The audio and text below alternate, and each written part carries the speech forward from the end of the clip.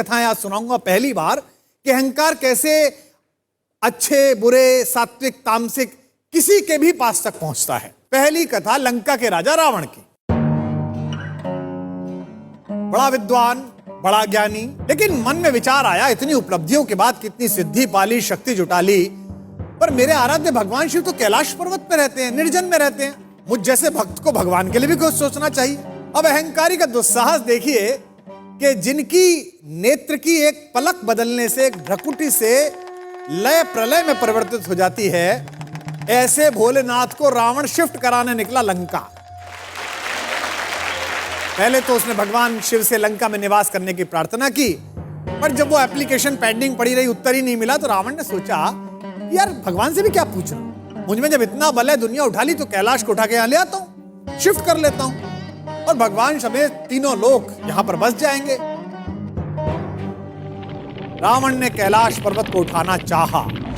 जब कैलाश पर्वत के नीचे जाकर उसने जोर लगाया तो हल्की सी हलचल बढ़ी, जीव जंतु भयभीत हो उठे। जब रावण ने थोड़ी और ताकत लगाई तो कैलाश थोड़ा सा और ऊपर उठा।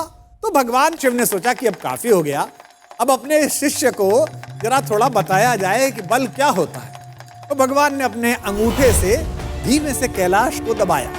अब भला भगवान की अटल इच्छा के आगे किसी का बल क्या ठहरते हैं। रावण से वो पर्वत टस से मस नहीं हो पा रहा था और इसी क्रम में कैलाश पर्वत के नीचे उसका हाथ आ गया। हम अक्सर अहंकार में अपना हाथ यानी कि पुरुषार्थ फंसा लेते हैं। हाथ ऐसा फंसा कि निकला नहीं। रावण ने पूरी शक्ति लगाई और जब फंसा हुआ हाथ बिल्कुल निकाल नहीं पाया, तब उसे समझ में आ गया और अंततः उस तथाकथित बलशाली को उसकी प्रार्थना करनी पड़ी। भगवान शंकर ने इस प्रार्थना को सुना और उन्हें समझ आ गया कि अब इस मूर्ख को, इस अहंकारी को अकल आ गई है। तब उन्होंने उसका हाथ मुक्त किया। ये तो पहली कथा थी। इस कथा के क्रम में अगले भाग पर मैं एक ऐसे सदाचारी व्यक्ति का अहंकार आपको सुनाऊंगा, ईश्वर जिसका मित्र है। आप सब जानते हैं कि महाभारत की लड़ाई विश्व की सबसे बड़ी लड़ाई थी।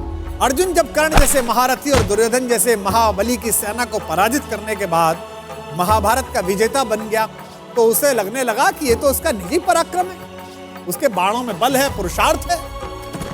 अर्जुन मन ही मन इस बात पर इठलाते हुए अपने रथ पर सवार होकर युद्ध भूमि से लौट रहा था।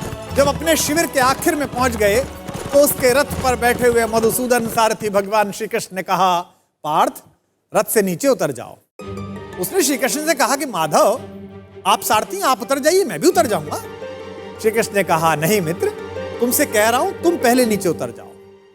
जब यह विवाद थोड़ा बढ़ा तो अर्जुन के ठीक पीछे खड़े हुए धर्मराज युधिष्ठिर ने कहा, द्वारिकाधीश अगर कोई बात कह रहे हैं तो उसमें कोई संकेत है।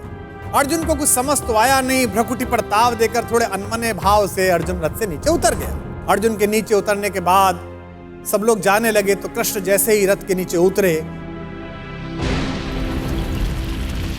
रथ में एक भयंकर विस्फोट हुआ और रथ छोटे छोटे टुकड़ों में बट गया। विजय का सिंहासन सामने देख रहा था जो अर्जुन, जिसके सिर पर विजय का ताज था, उस अर्जुन ने पलट कर देखा तो माधव मुस्कुरा रहे थे और रथ जल रहा था। अब उसे यह तो समझ में आ गया कि उसके सखा श्री कृष्ण ने उसे रथ से नीचे उतरने के लिए क्यों कहा, और उसे विस्फोट का कारण अब भी समझ में नहीं आया था। अब उसने विनम्र भाव से अहंकार का तिरोहन करते हुए माधव से पूछा कि माधव यह क्या लीला है। कृष्ण ने मुस्कुराते हुए उत्तर दिया कि पार्थ, युद्ध के इस दौरान इस रथ पर कई दिव्य शक्तियों का प्रयोग हुआ। तुम पर जिन घातक अस्त्रों का प्रयोग हुआ उसका बचा हुआ असर भी इस रथ पर था जिस पर हम सवार थे। लेकिन वे सारे अस्त्र शस्त्र और वे घातक शक्तियां केवल इस कारण से काम नहीं कर रही थी कि मैं वहां उपस्थित था। अगर आज मैं इस रथ से तुमसे पहले उतर जाता अर्जुन, तो इस युद्ध को जीतने के बाद भी तुम जीवित ना होते। अर्जुन की आंख खुल गई। उसे यह एहसास हुआ कि विश्व की जिस सबसे बड़ी विजय को वो अपना निजी पराक्रम मान रहा है, वो केवल उसकी उपलब्धि नहीं बल्कि उसमें ईश्वर के उस अंश की सद्भावना है जिसे मधुसूदन भुवन मोहन कन्हैया कहा जाता है। ये कथा ये बताती है कि सिद्धियों के मद में खुद को इतना शक्तिशाली मत समझो कि जिन्होंने हमें सिद्धियां दी हैं उन्हीं को आप आंखें दिखाने लगो। याद रखिएगा, आपकी प्रत्येक सफलता के पीछे कृष्ण जैसे ऐसे असंख्य लोग हैं जिनकी चुपचाप और अदृश्य शुभकामनाओं के कारण आप इस विजय रथ पर सवार हुए हैं। जब भी आपको यह